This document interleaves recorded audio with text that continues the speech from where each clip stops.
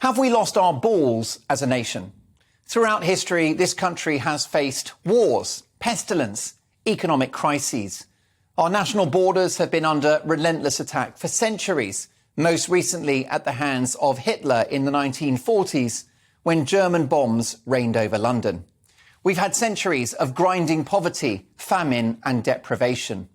And until this century, we've been exposed to the full force of nature without the luxury of Gore-Tex jackets, insulated homes, sophisticated plumbing, electricity and central heating. If you look at historic photos of this country, you'll see Welsh coal miners, faces blackened from 12 hours underground. You'll see kids in Victorian times dressed in rags without even a ball to play with, let alone an Xbox. Or you'll see workmen laying down rail tracks, digging tunnels and building roads in the unforgiving conditions of the winter months. The great history of this country, as one of the foremost civilizations on earth, was built on grit and determination, and by tough, hardy and persistent men and women. Fast forward to 2022, when we have all mod cons, the internet, the powerful communication device of a smartphone in your pocket, with the information of the world in the palm of your hand. We have unlimited healthcare at the point of need, free education, law and order on the streets, mostly. Yes, we've had the pandemic. Yes, there is an energy crisis, and money is so tight right now for millions. But most people live a relatively comfortable existence compared to anything we've seen in the past. Historians described the Middle Ages as a time when life was short and brutish. Well, the brutal truth is that right now, notwithstanding current bumps in the road, we've never had it so good. Which is why I'm sceptical about this current obsession with mental health. Politicians, corporations, celebrities and the media have fetishized this issue and potentially exaggerated it in order to turn mental well-being into a religion, a cult and an industry.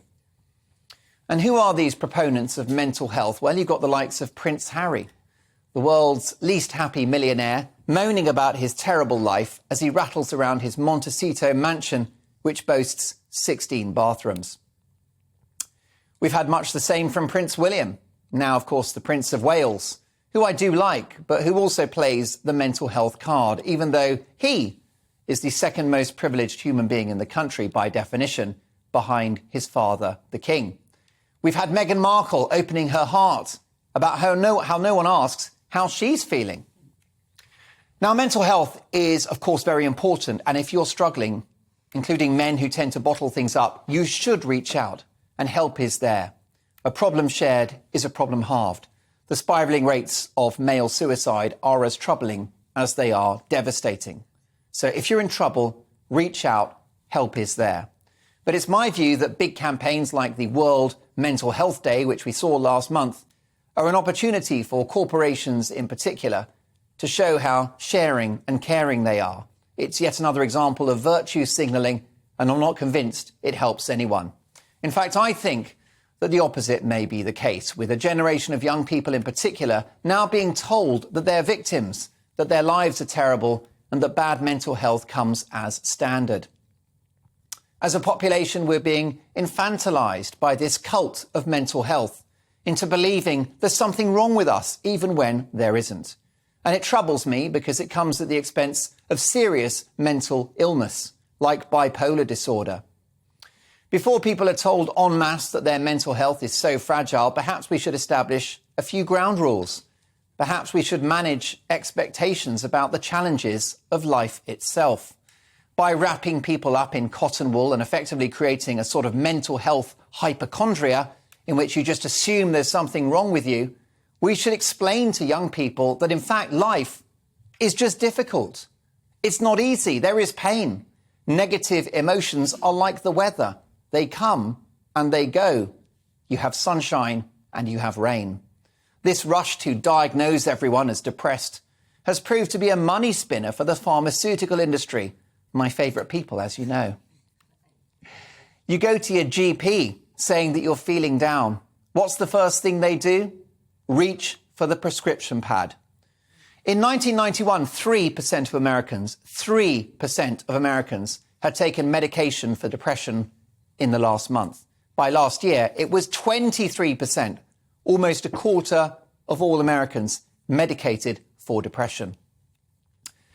A recent meta-analysis into depression medication determined that 15% of depressed patients treated with an antidepressant experienced a short-term benefit. The remaining 85% who were exposed to the adverse drugs did not receive any benefit beyond placebo. Some studies suggest that drugs just don't work. So before you pop any pills, here's my suggestion. Have a look at some key aspects of your life which are controllable. And after that, call yourself depressed. How much sleep do you get? Do you get your full 8 or 9 hours? Do you take drugs? If so, stop taking them straight away. The widespread normalization of cannabis, for example, is the elephant in the room when it comes to mental health. If you're getting stoned on a regular basis, don't come crying to me about being depressed.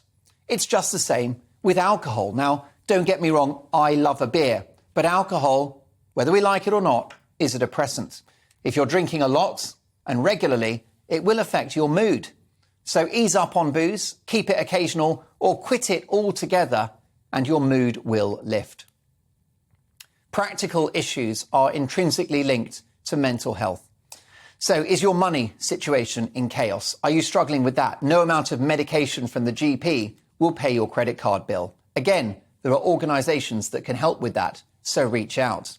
How much sunlight do you get? How much fresh air do you get? And what about nutrition? If you're eating plenty of fruit, vegetables and well-sourced animal protein, that's like a happy pill. Plenty of water and eggs, meat, fish, green veg, a great diet will undoubtedly boost your mental health. If you're hoovering up Deliveroo consignments of McDonald's, if you're such a regular customer at Greggs they know your name, if you're a bit of a sugar monster, changing that is an easy win, and I'm sure you'll feel better. Now, counselling should be a big part of the NHS and deserves investment. And if it's a profound medical issue like the actual chemical balance in your brain, which no amount of good nutrition or an early night will fix, then of course science may have the answer. Similarly, anyone that has suffered trauma or abuse from childhood or later in life must receive the very best intensive treatment. As far as I'm concerned, it's money no object.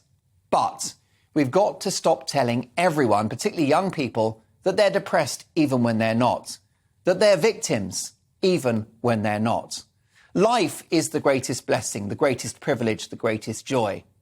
But it hurts, and it's tough. It's a grind, it's a drag, it's relentless, it's exhausting, it's cruel, and it's intermittently very, very sad.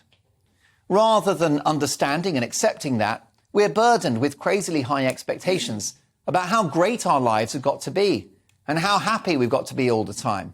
And we're becoming self-obsessed, fueled, of course, by social media, for whom me, egomania is the business model. If Twitter is messing with your head, or newspapers, or even the nightly news, then give them up as well. By the way, you only get good news from me. Feeling sorry for ourselves has become a national pastime. Profound and deep support for those with real mental health issues is essential. But for everyone else, pull your socks up, get your life in order and soldier on. Whatever happened to the stiff upper lip, a now underrated British quality, which has seen us prevail through history's greatest challenges? Grow up, man up, and get on with it. You've never had it so good.